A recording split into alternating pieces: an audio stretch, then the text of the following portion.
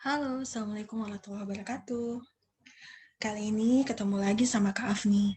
Cuma di video kali ini, saya ingin membahas portofolio homeschooling Indah selama SMP. Tujuannya sih utamanya untuk sebagai pengingat ya, apa saja yang sudah kami lakukan selama 3 tahun masa homeschooling Indah di jenjang SMP. Tujuan kedua mungkin bisa jadi gambaran buat teman-teman yang penasaran banget kayak apa sih homeschooling itu, susah apa enggak sih pelaksanaannya, lalu kemudian apa saja yang perlu diantisipasi. Ya, kita cuma memberikan deskripsi aja sih, ini loh yang sudah dijalani dalam homeschoolingnya Indah. Tapi bukan berarti cara ini atau metode ini yang sudah kami jalani ini yang paling tepat. Ingat, karena pada dasarnya kita memilih homeschooling itu untuk menghargai keunikan seseorang atau seorang anak yang sedang belajar. Jadi, homeschooling itu bisa berbeda-beda metodenya pada setiap anak.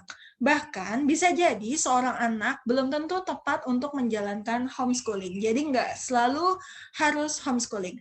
Ini hanya untuk memberikan gambaran saja kepada teman-teman seperti apa sih homeschooling itu. Oke, sudah siap? Kita mulai yuk.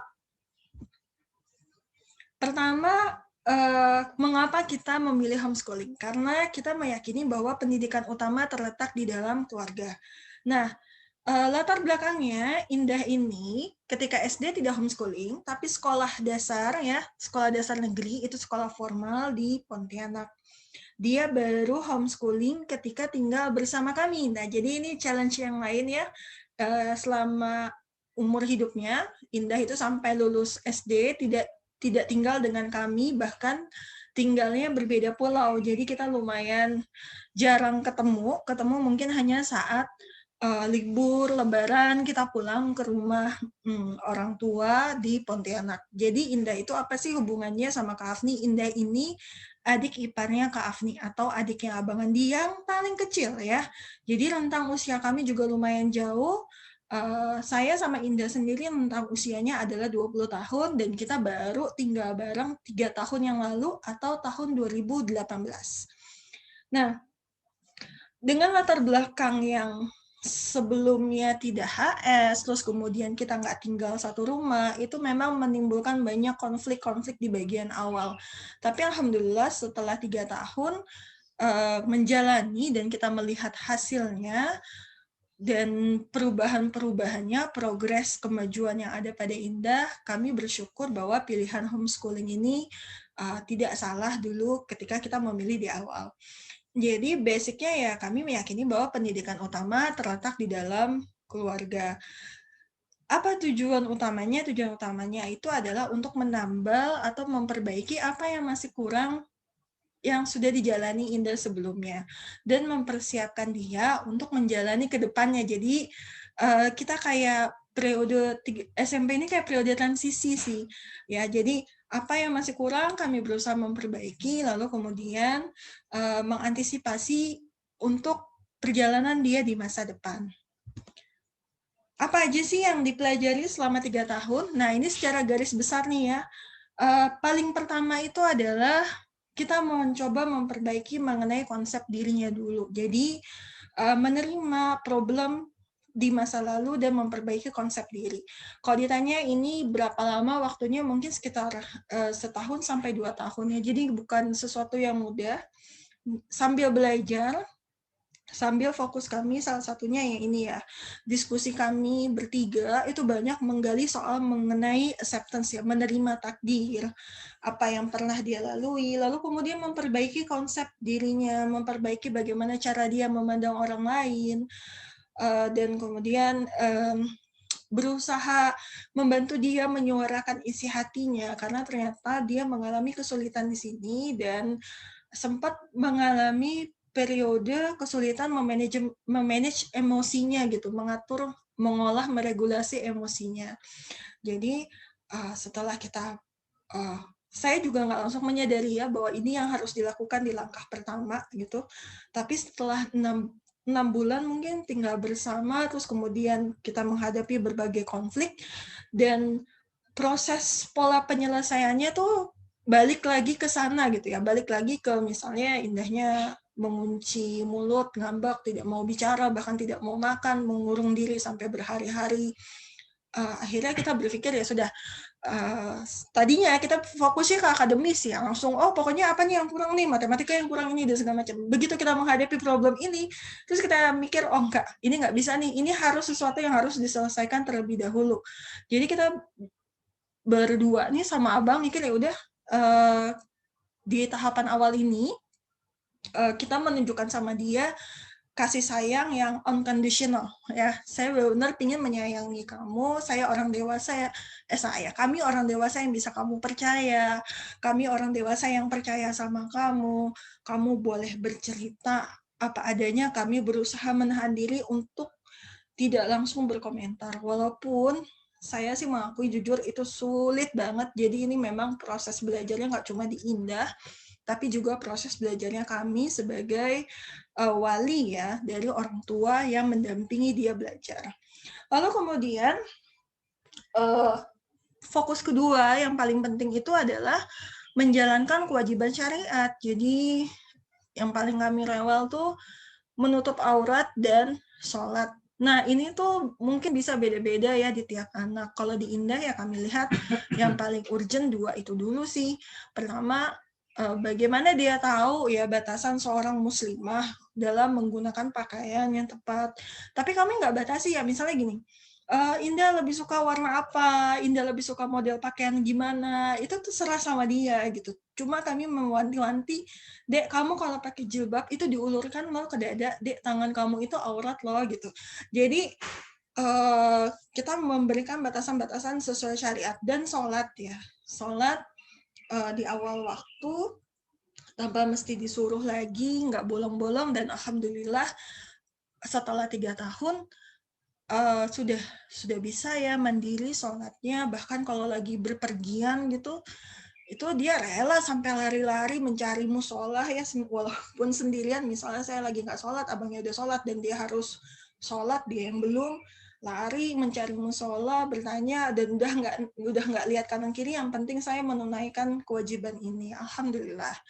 Terus kemudian yang ketiga itu tahsin Quran ya. Jadi salah satu PR-nya itu adalah mendekatkan Indah kepada Al-Quran. Kita mulai dari memperbaiki bacaannya melalui proses tahsin. Jadi kami tidak terlalu memburu-buru di sini ya, karena mencintai Al-Quran itu sesuatu yang butuh proses, butuh pengalaman. Kami nggak mau dia misalnya diburu-buru, ditekan, kamu harus bisa sekian banyak, kamu harus hafal sekian banyak, tapi nggak ada rasa cinta di sana gitu.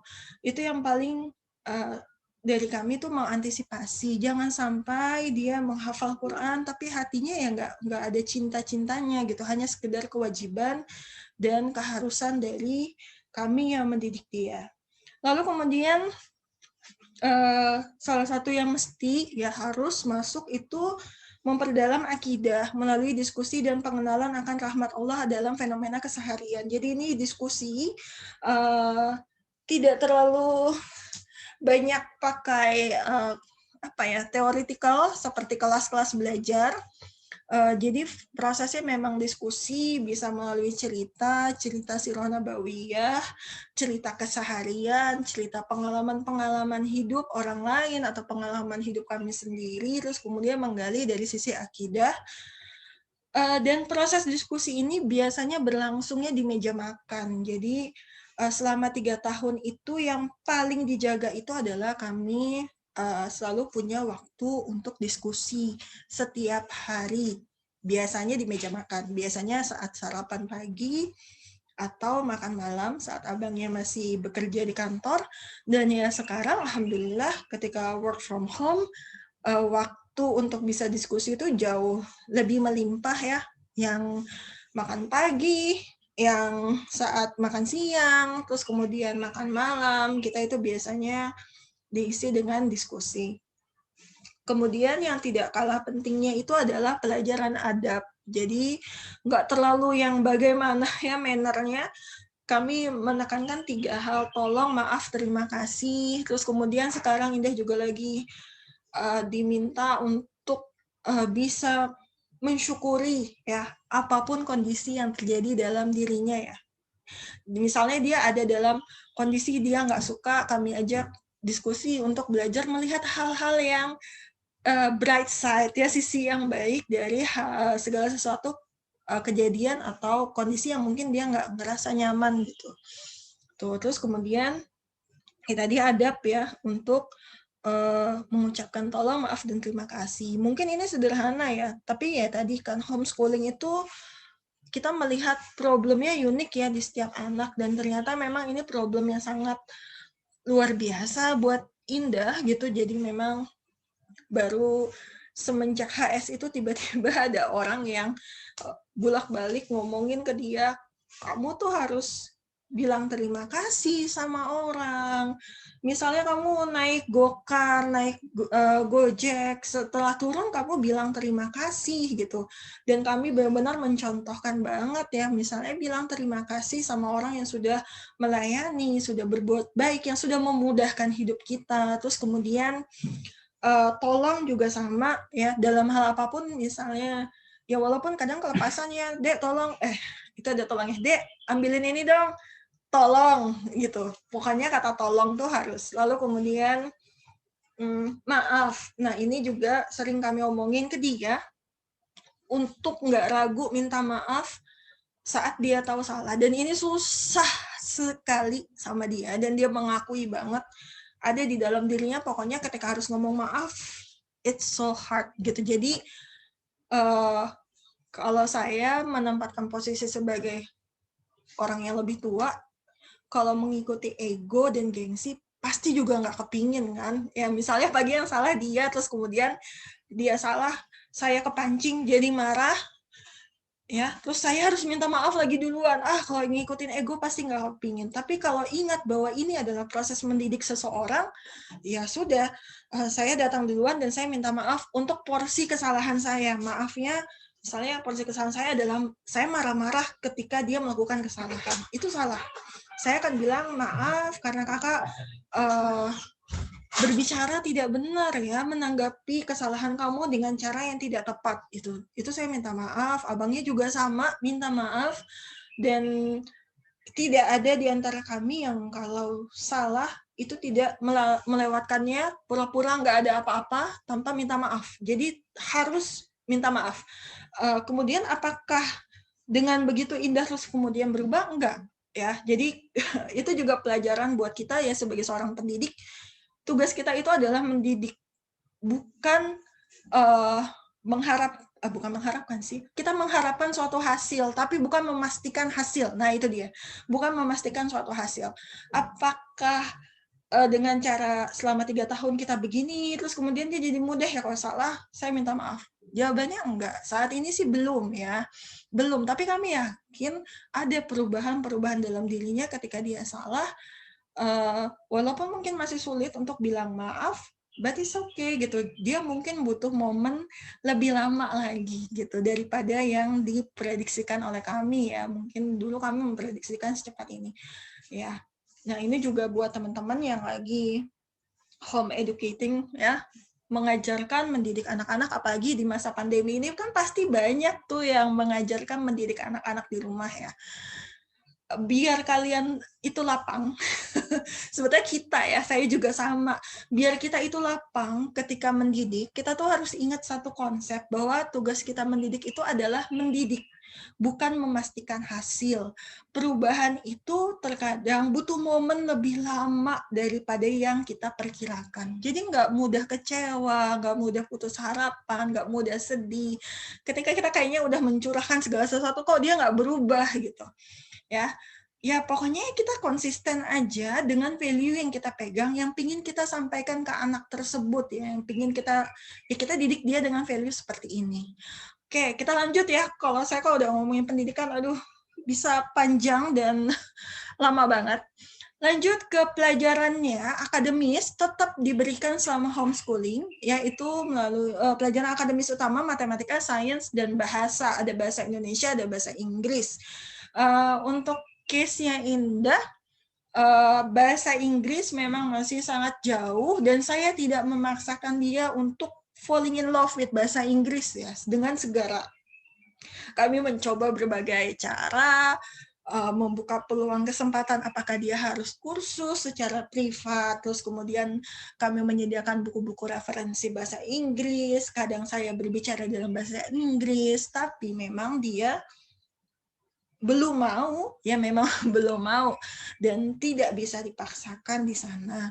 Terus kemudian di bahasa Indonesia, saya sih melihat sesuatu yang pesat ya, berubah, dan itu sangat saya syukuri. Jadi case di Indah itu adalah ketika kelas 7, dia tidak bisa berkomunikasi baik secara lisan maupun verbal, secara lisan ataupun tulisan dengan terstruktur dan rapih dalam suatu kalimat.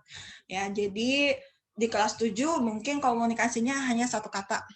Di kelas 8 sudah beberapa kata tapi tidak terstruktur. Di kelas 9, alhamdulillah nih di akhir ini dia sudah mulai bisa komunikasi dalam bentuk kalimat dan sudah mulai menulis. Jadi tanpa disuruh, kadang dia membuat tulisan-tulisan sendiri gitu beberapa kalimat, dan itu bagi kami adalah suatu progres yang luar biasa. Ini ya buat teman-teman yang kalau lagi mendidik anak, itu fokusnya ke anaknya ya. Misalnya anak ini problemnya apa yang bisa kita bantu. Nggak usah pakai kacamata kuda deh, nggak usah lihat kanan dan kiri. Misalnya kalau misalnya saya lihat kanan dan kiri, oh ini temennya aja tuh udah sampai segini loh, yang ini udah sampai segini, kok yang ini baru segini. Nanti yang ada, kita tuh mendidik itu bukan untuk mengatasi problemnya dia, tapi justru saing-saingan sama yang lain. Ya pendidiknya jadi stres, karena ngukurnya kompetisi dengan yang lain, anaknya juga jadi nggak ngerasa terbantu gitu. Jadi yang paling penting itu adalah fokus problem si anaknya apa. Terus kemudian pelajaran yang lain itu adalah membangun kemandirian dalam hal belajar dan dalam tugas rumah. Ini yang paling penting banget. Dia, alhamdulillah, ya sudah bisa mandiri belajar. Jadi kami tidak lagi menyuruh untuk belajar. Ya, ini yang membuat saya cukup lega dan bersyukur banget ya. Dia tidak lagi harus disuruh untuk belajar. Dia punya waktu untuk belajar dan selalu menghadirkan waktu untuk belajar setiap hari. Gitu. Jadi saya nggak mesti nyuruh. Dan dia sudah mempunyai kayak, oh ya hari ini saya mau belajarnya apa gitu. Walaupun pelajarannya masih nggak jauh-jauh ya, kayak pelajaran akademis. Terkadang saya juga dorong, belajar dong deh, kamu misalnya punya suatu tujuan, pengen kamu wujudkan. Misalnya apa ya, dia lagi pengen buka kafe. Ya kamu belajar dong mengenai keuangan, kamu belajar mengenai, walaupun belum ke sana ya, belum ke ragam bidang, masih biasanya pelajaran akademis, dia rutin latihan soal, dia rutin baca-baca yang terkait dengan pelajaran akademis, tapi ya saya bersyukurnya dia selalu punya waktu untuk belajar dan nggak disuruh ya. Terus kemudian dia bisa mandiri nih, misalnya dia punya problem apa, ya dia akan cari dulu, nanti kalau misalnya mentok baru dia suka tanya gitu. Dan juga dalam tugas rumah itu udah mandiri, kayak misalnya kamar ya udah ngurus sendiri, saya nggak perlu nyap-nyap tiap hari untuk urusan barang-barangnya dia dan kamarnya dia. Terus kemudian masalah merapikan rumah itu juga udah tahu sendiri, saya per berapa hari harus melakukan apa, saya kalau pagi harus melakukan apa gitu. Jadi saya nggak mesti harus nyap-nyap lagi gitu. Dia udah tahu kemandiriannya baik dalam belajar ataupun dalam tugas rumah. Dan perubahan paling terlihat sih dalam mandiri ini adalah kalau kami keluar, misalnya saya ke pasar gitu ya, dia udah tahu nih apa yang harus dibawa, terus di sana harus ngapain gitu. Dan sesekali ya, walaupun jarang, itu bisa saya minta tolong ke pasar ya, bukan ke toko, ke pasar dengan list belanjaan, dan dia yang belanja gitu. Jadi dia udah bisa. Oke, terus kemudian memperbaiki kemampuan penggunaan teknologi untuk belajar yang diintegrasikan dengan project-based learning-nya ya. Jadi ini yang dipelajari, teknologi nggak terlalu canggih-canggih banget sih, dia cuma belajar pakai Excel, pakai PowerPoint, pakai Canva, terutama terkait dengan project-based learning-nya. Jadi maksudnya dia tuh lagi mau mengerjakan proyek apa, dan proyek itu harus ditunjang teknologi apa, itu yang kita sediakan di rumah gitu. Terus belajar minimal survival skill set, minimal basic minimal untuk bertahan hidup, termasuk di sini yang paling pertama sih masak ya. Masak bukan karena dia anak perempuan, tapi karena kami melihatnya begini, kalau dia dalam suatu kondisi di mana mungkin keuangannya terbatas, maka dengan dia masak, dia bisa menjamin dua hal. Pertama, dia menjamin kebutuhan gizinya terpenuhi dengan baik dalam budget yang tidak terlalu tinggi. Kedua, skill-nya bisa digunakan untuk menghasilkan uang, menunjang keperluannya atau kebutuhannya sehari-hari. Jadi, minimal survivor skill set ini, kalau saya membayangkannya adalah saya menempatkan dia di perantauan, jauh dari keluarga, jauh dari rumah, in a condition kamu nggak selalu dapat kiriman tiap bulan. Kira-kira gimana cara dia untuk survive? Itu yang selalu dalam bayangan saya. Jadi, paling minimal dia bisa masak, dia bisa mandiri, mengatur diri, ya, mengatur tempat tinggalnya dan segala macam. Terus kemudian yang ketiga nih, yang fase ketiga itu adalah communication, ya, komunikasi dengan orang sekitar. Memang dalam hal komunikasi saya udah bolak-balik cek talents-nya dia, bakatnya komunikasinya rendah, dan dia mengakui memang tidak nyaman untuk banyak berkomunikasi dalam bentuk verbal ataupun tulisan. Tapi kami lagi mendorong bagaimana caranya Indah itu membuat set komunikasi yang dia latih untuk berhadapan sama orang untuk minimal requirement gitu. Jadi mungkin dia nggak akan seperti saya yang bakat komunikasinya tinggi, banyak ngobrol dan segala macam, menyusun kalimat ini dan itu. Tapi dia punya minimal kalimat minimal yang dia tahu kapan harus dikeluarkan, bagaimana strukturnya, dilatih untuk minimal requirement. Jadi maksudnya untuk kebutuhan, memenuhi kebutuhan dia, paling tidak di situ. Dan itu sedang dilatih. Terus kemudian pelajaran selanjutnya itu project based learning, ya, belajar bisnis makanan. Ini nanti kita akan lihat di foto-fotonya apa aja yang dilakukan. Dan kemudian membangun kebiasaan-kebiasaan yang menurut kami baik, bangun pagi, olahraga, dan memperkaya pengalaman dan referensinya dia. Oke, kita lihat. Ini dia. Kalau untuk pendidikan non-formal, nah ini belajar tahsinnya, dia mengikuti kursus ya. Ini bukan foto yang sebenarnya, saya nggak pernah foto dalam kutapnya seperti apa, karena saya biasanya nunggunya di luar gerbang saja dan komunikasi sama gurunya via WhatsApp atau bertatap muka, tapi tidak melihat-lihat ke dalam kelas ya. Ini belajar tahsin di Kutab Ibnu Abbas dari Senin sampai Jumat. Alhamdulillah selama 3 tahun ini rutin dan tidak perlu disuruh-suruh lagi ya, bahkan sejak pandemi dan tahsinnya online, banyak murid yang kemudian bertumbangan ya, karena antara mau dan tidak mau, tapi dia bertanggung jawab sekali selama 3 tahun ini. Tahsinnya walaupun online pun tetap masuk kelas, tetap setoran dengan ustazahnya, bahkan dia suka protes kalau misalnya ustazahnya nggak cepat menanggapi bacaan dia, dan dia berkawan baik dengan ustazahnya. Alhamdulillah. Jadi mungkin kalau melihat Indah kayaknya tidak terlalu punya banyak kawan seumuran, karena dia sendiri mengakui ada beberapa value, nilai yang dia pegang dan itu nggak cocok dengan teman-teman seumuran. Misalnya nilai-nilainya itu banyak teman seumurannya tuh yang fokusnya cinta-cintaan, suka-sukaan, sedangkan dia nggak mau memegang nilai itu, sehingga dia kadang ngerasa lebih cocok dengan teman-teman yang lebih tua, termasuk ustazahnya ini jadi teman baiknya dia. Terus belajar Emisha, nah ini kelas belajar akademisnya ya, materi matematika, sains, IPA, sains ya, IPA sama, lalu kemudian bahasa. Untuk proses belajarnya ini sama ya, kalau kelas 7-8 dia banyak tugas, kelas 9 saya tidak memberikan tugas khusus, tapi kelasnya itu jadi lebih rutin 3 kali dalam sepekan, dan di sisa lain waktunya Indah tuh suka mereview sendiri kalau dia nggak paham, atau ada latihan soal dia belum ngerti, dia akan ulangin, atau dia akan lihat jadwalnya, akan belajar apa, nanti dia akan persiapkan sendiri sebelumnya, dia akan mencoba latihan sendiri sebelum masuk ke kelas emisinya.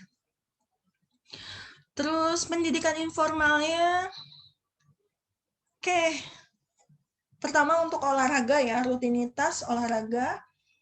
Kalau yang tidak ikut kelas seperti jalan pagi, gym, renang, kelas yoga. Nah, ini yang kelas ya, dia ikut kelas yoga juga, lalu kemudian ikut kelas badminton. Yang sayangnya banyak dari rutinitas olahraga ini jadi terhambat semenjak pandemi ya, terutama gym dan berenang ya, yang rutin tadinya berenangnya seminggu minimal ada sekali berenang, tujuannya itu untuk relaksasi ya, dan untuk meningkatkan hormon endorfin ya, supaya ada rasa semangat dan senang.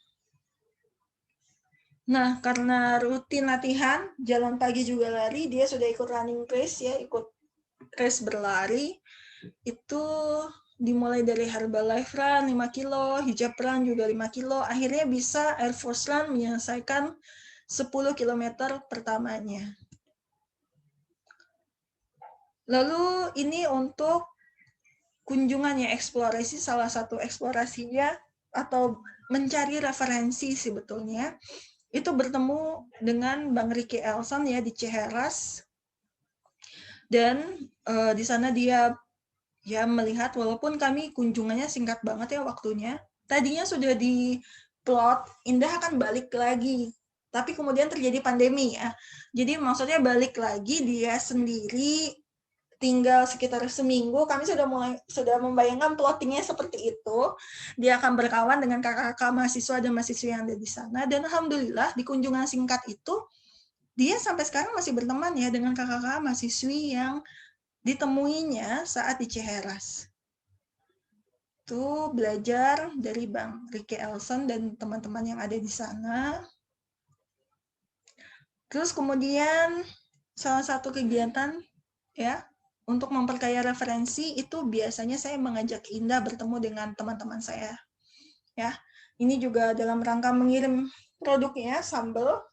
Gampang kan, seharusnya kirim lewat kurir, tapi saya ajak Indah ketemu yuk sama teman-teman kakak. Tiap kami mengajak dia, kami selalu bilang, nanti kamu tanya, kamu ajakin ngobrol, kamu cari tahu keseharian mereka seperti apa, kamu ambil pelajaran dari mereka seperti apa ya. Dan dia juga pernah ikut kumpul sekali, alhamdulillah bisa kumpul sama teman-teman dari ITB Motherhood, dan dia sangat terinspirasi karena ketika dia lihat anak-anaknya membaca buku, terus kemudian apa yang dibicarakan itu menurut dia berbeda, nggak main game, dan nggak ngomongnya tidak kasar, terus kemudian dia sempat berkali-kali bilang, kayaknya aku pingin deh kak, aku pingin jadi ibu, nanti aku punya pendidikan yang tinggi, aku pingin mengajarkan anak-anakku, dan nah itulah tujuannya ya, tujuan diajak untuk bertemu dengan banyak teman supaya dia bisa mengambil inspirasi-inspirasi apa yang bisa buat dia gitu. Lalu menjelajah, nah ini kita suka banget menjelajah bareng ya ke beberapa kota selama 3 tahun ini, dan most of the time sih kita kalau menjelajah tuh naik angkutan umum. Jadi ngerasain banget yang namanya turun naik angkutan umum. Mungkin yang masih kurang kalau saya lihat sih tempat tinggal ya. Selama ini kalau misalnya kita jalan-jalan, menginapnya tuh di tempat yang cukup nyaman gitu. Kalau dari saya sendiri sih memang enak sih, nyaman, tapi kalau tujuan kita mendidik dia ya dia harus bisa ngerasain dari yang tidak nyaman sampai yang nyaman gitu. Dia harus bisa merasakan, oh gimana nih kalau misalnya itu camping gitu di tenda, gimana cara bertahan belajar ketika di camping di tenda gitu, atau di tempat penginapan yang standarnya bukan hotel, harus bagaimana, atau mungkin numpang tinggal dengan orang dan segala macam. Jadi itu kekurangannya. Sayangnya kalau mau sering-sering exploring sekarang agak susah ya karena semenjak pandemi. Terus bidang profesional, nah ini dia sambal ya, dia produksi sambal, terus kemudian bangun usaha sama saya itu Warkanda. sempat magang di toko elektronik ketika liburan, terus kemudian ikut pelatihan di rumah siap kerja, ya. Jadi rumah siap kerja tuh minimal untuk kalau nggak salah mahasiswa ya. Dan Indah anak SMP, mungkin yang pertama anak SMP ikut pelatihan di rumah siap kerja pada saat itu. Kami support, dia ketakutan awalnya, tapi alhamdulillah semuanya berjalan dengan baik. Lalu sambal, ya, mengapa Indah harus diajak untuk membuka usaha. Jadi dia itu diajak untuk melakukan sesuatu for a good reason, ya, untuk suatu alasan yang baik.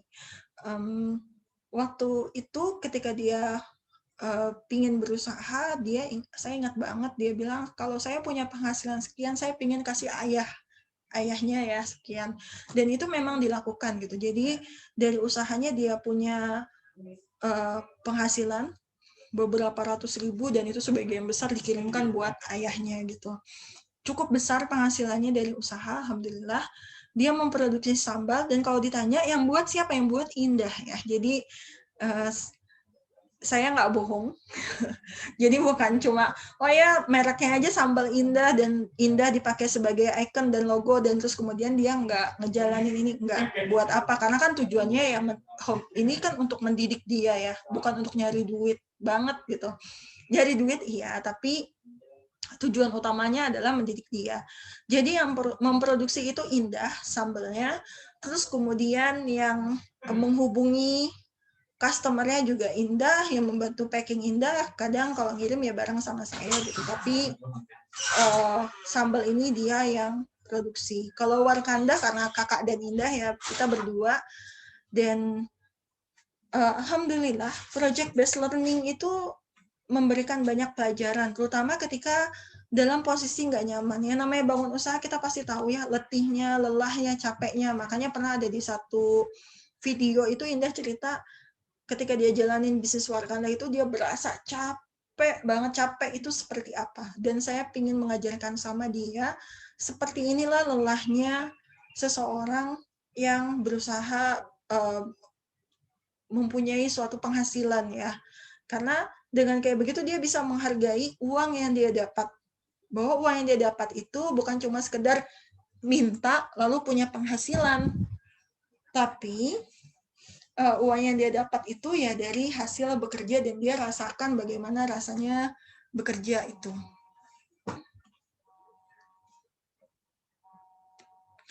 Lalu kemudian hal lain yang kita lakukan, ikut kajian. Nah ini sebelum pandemi, aduh saya kangen banget ya kalau bisa ikut kajian. Jadi dia suka diajak, saya itu kan jadwal jadwal mengajarnya siang. Kalau pagi itu kita keliling, udah mulai dari olahraga, ikut kajian, terus kadang kita jalan bareng gitu, playdate sama temannya itu juga pernah beberapa kali ya, walaupun nggak sering ya. Tadi yang seperti saya bilang, saya nggak bisa paksakan dia untuk merasa dekat dengan seseorang atau pingin dekat dengan seseorang ya. Semuanya balik ke dirinya. Dia memilih mana yang dia rasa lebih sesuai dengan dirinya, dan kita memberikan kebebasan pada dia mana yang dia pilih untuk dia ngerasa lebih dekat gitu. Terus kemudian baca buku ya. Awalnya dari 5 sekawan, Enid Blyton, terus kemudian di kelas 9 dia mengagetkan saya dengan membaca habis buku-buku Dan Brown, dan sekarang lagi membaca Terelie, tapi Terelie yang dibaca bukan buku cinta, yang dibaca Negeri Para Berdebah dan sejenisnya ya. Tuh. Dan baca buku ini untuk apa sih? Baca buku itu untuk memperkaya referensi. Salah satunya tadi yang saya bilang ya, kesulitan dia berkomunikasi itu sangat terbantu setelah dia lebih rutin baca buku. Lalu bagaimana dengan rencana ke depan setelah homeschool di SMP ini? Ini yang sudah kami diskusikan. Ya, dia ingin mengeksekusi bisnis step by step secara mandiri. Jadi dari mulai menghitung budgeting ya. Kalau dia mau buat produk, berapa bahan baku, harga bahan baku dia menghitung dan segala macam, sampai ke hilir, yaitu bagian hulu sampai ke hilir dia mau mempelajari itu sendiri. Dan ini nggak diminta. Kalau yang kemarin-kemarin kayak PBL buat sambal dan segala macam itu adalah kita masukin kode-kode ke dia supaya dia mau. Tapi kalau ini nggak, dia benar-benar menyatakan sendiri saya ingin melakukan ini gitu. Terus kemudian persiapan UTBK dari kelas 10, kalau ini dari saya ya, dari sisi akademisnya, kalau dia mau kuliah di negeri ya dia harus belajar bersiap untuk UTBK harus dari kelas 10 ya, jadi nggak ada lagi dari kelas 12. Terus belajar masuk ke dunia profesional, ini dia juga udah menyatakan berkali-kali saya ingin coba magang, dan ya sebelum magang kita mau lihat dulu keseriusan dia ya di bidang itu, bidang yang dia pingin magang. Dia udah berusaha menyiapkan dulu atau belum? Kalau sudah oke, kita lihat keseriusannya ada, sudah ada usahanya, baru kemudian kita akan menggunakan jaringan yang kita punya untuk membantu dia magang, masuk ke dunia profesional. Lalu membangun kemandirian finansial, ini yang tadi ya, kenapa dia pingin punya bisnis. Dan ini wacana yang sebetulnya ini sih dari kami ya, ikut kelas TAFIS di tahun akhir masa sekolah sebelum kuliah, dan sejujurnya ini dia belum accept ya 100%, belum menerima 100%. Ya kalau dari kami sistemnya caranya itu ya kami ajak diskusi, terus kemudian kami kasih tahu mengapa sih sebaiknya kamu ikut kelas TAFIS, sebaiknya kamu berusaha untuk menghafal Quran, ya. Tapi tetap ya tadi ya, cinta kepada Qurannya dulu yang dibangun. Kalau dari kita sih seperti itu. Baru kemudian urusan teknis ya, karena kami nggak ingin dia menghafal, tapi yang muncul itu rasa marah, rasa benci karena merasa dipaksa berada di situ. Walaupun saya yakin sih banyak sih penghafal-penghafal Quran yang awalnya mungkin nggak terima karena dipaksa sama orang tuanya, tapi setelah sekian juz dia menemukan cintanya di situ gitu. Ya, tapi kami berusaha sih sebisa mungkin, karena ini plottingnya di tahun akhir masa sekolah atau di tahun keempat sebelum kuliah, ya tolong doakan saja, semoga kami berhasil di 3 tahun ini untuk menumbuhkan rasa cinta di dalam dirinya. Jadi ketika dia ikut kelas TAFIS, ini sudah penuh dengan penuh kesadaran dan penuh kecintaan. Gitu. Baik, kira-kira seperti itu sih apa yang sudah dilakukan selama 3 tahun ini. Semoga bisa jadi menggambarkan sama teman-teman ya bagaimana homeschooling itu. Kalau dari saya sendiri, homeschooling itu mudah ya. Homeschooling itu tidak sulit. Tapi karena saya yakin ya setiap orang dewasa itu memiliki kemampuan atau memiliki sesuatu yang bisa di-share, dibagi kepada orang lain, terutama kepada anak-anak mereka. Apalagi ketika dalam suatu keluarga ada ayah, ada ibu, terus kemudian ada anak-anak ya, secara baik takdir ya orang tua itu memiliki sesuatu sebetulnya untuk dibagikan kepada anak-anak yang diamanahkan Allah kepada mereka. Kesulitan dari homeschooling itu, pertama itu adalah masalah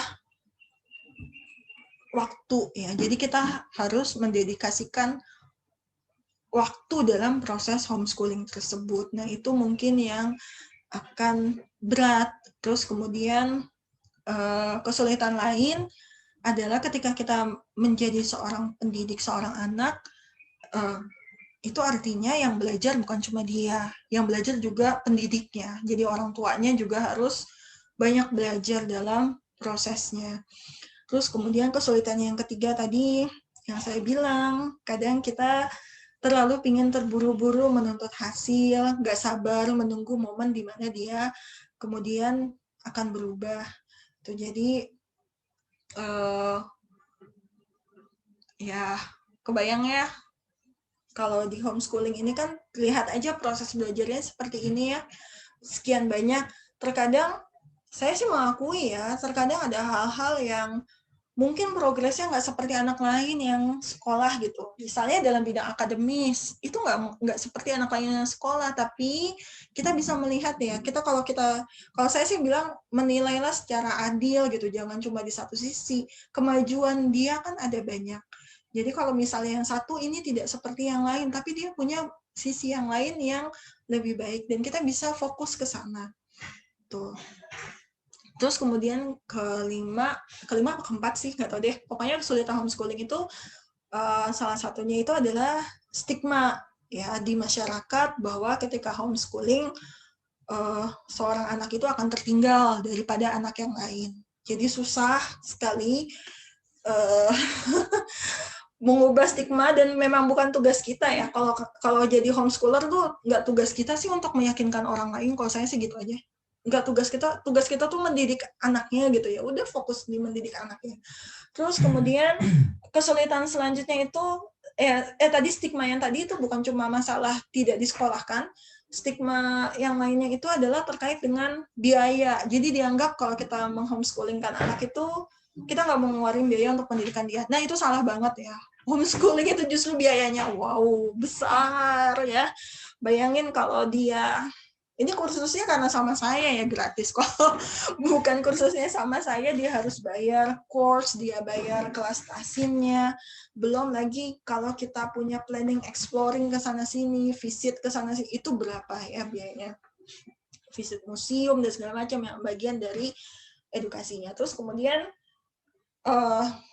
stigma yang lain tuh kalau misalnya gini ya, kalau misalnya anak sekolah tuh ada periode sekolah, ada periode libur. Nah, kalau anak homeschooler itu ya karena kami terbiasa every day is a learning day gitu. Jadi gak ada hari libur yang sepanjang anak sekolah gitu. Jadi memang tetap ada hari-hari belajar, walaupun belajarnya mungkin bukan belajar akademis, tapi ditujukan untuk belajar kayak gitu. Jadi biasanya sih menyelaraskan antara satu sisi dengan sisi yang lain ya, gimana kita bisa saling berkomunikasi dan menemukan banyak kesamaannya aja lah dibanding cari perbedaannya kayak gitu. Oke, sebelum saya makin panjang, kayaknya itu aja sih yang mau disampaikan dari sharing pengalaman portofolio homeschoolingnya Indah. Kenapa sih saya men-share ini ya, salah satunya itu saya berpikir apa yang sudah dilakukan itu harus didokumentasikan dengan jelas supaya kami juga mudah dengan runtut ya, mudah untuk bisa memflashback ya, kira-kira di proses ini apa sih yang masih kurang, apa yang masih harus diperbaiki, apa yang sudah cukup baik, dan ternyata dokumentasi itu sangat penting gitu. Saya sendiri baru menyadarinya akhir-akhir ini setelah saya melihat kumpulan foto proses belajar. Ternyata kami terlewat sekali dengan dokumentasi. Baik, itu saja teman-teman semua. Terima kasih sudah ikut menyimak. Dibuat tanggal 25 April 2021 ya sebagai jejak. Terakhir, buat teman-teman, kalau dari saya tidak ada satu sistem pendidikan yang one for all, alias satu untuk semua. Ada anak-anak yang cocok homeschooling, ada anak-anak yang cocok sekolah formal atau sekolah non formal. Itu sama sekali nggak bisa dipaksakan. Kita sebagai orang tua atau yang terdekat dengan mereka atau walinya mereka, yang mengenali dia, yang mengetahui problem dan kebutuhannya. Jadi jadikanlah pilihan sekolah kita itu adalah pilihan di mana itu bisa membantu dia untuk masa depannya. Jadi fokusnya bukan diri kita lagi. Misalnya, oh saya ingin anak saya sekolah di sini supaya nanti dia berprestasi. Coba cek ya, prestasi yang ingin kita kejar itu tujuannya untuk membantu dia atau untuk membanggakan diri kita gitu. Jangan diposisikan seperti itu ya. Udahlah, kita tuh udah punya hidup kita sendiri, fokus aja dengan prestasi kita. Kenapa harus prestasi itu dipaksain sama anak-anak gitu?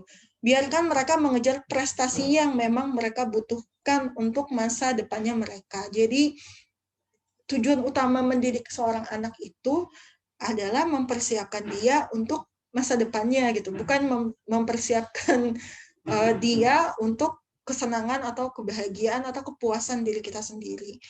Bagaimana caranya supaya bisa seperti itu? Ya caranya adalah kita juga harus menyadari buat diri kita tuh apa ya. Jadi ada awareness ya, untuk diri kita sendiri itu apa, untuk si anak ini apa. Jadi kalau kita menyadari bahwa ini adalah entitas individu yang berbeda, insya Allah kita bisa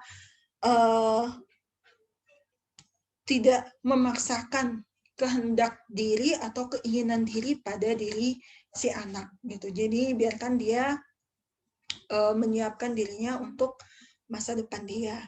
Gitu. Terus ya apa sih tadi ya? Pokoknya intinya mah dari saya nggak ada pilihan yang one for all ya. Jadi nggak perlu sibuk tengok kanan dan kiri ya. Kita tengok aja si anak ini butuhnya, dibantunya apa, problemnya apa, terus kemudian yang mesti disiapkan untuk masa depannya itu apa. Itu aja buat teman-teman. Oh ya, terakhir, tadi udah terakhir nih, tambahan terakhir. Kalau teman-teman berminat untuk jadi homeschooler, pastikan administrasi itu terpegang ya. Jadi jangan ujuk-ujuk aja berhenti sekolah. Pokoknya ini kesalahan saya sih soalnya. Administrasi itu tuh terpegang. Kalau bisa tetap kalau bisa tetap terdaftar di PKBM yang teman-teman bisa percaya ya, supaya si anak ini walaupun home education ya, belajarnya di rumah, tapi secara resmi diakui oleh negara bahwa dia memang belajar ya, atau angkatan belajar. Itu baik. Terima kasih semuanya sudah ikut menyimak. Kalau nggak saya tutup, ini nanti nggak selesai-selesai. Saya terbiasa seperti itu. Tapi kali ini sudah selesai. Terima kasih semuanya. Assalamualaikum warahmatullahi wabarakatuh.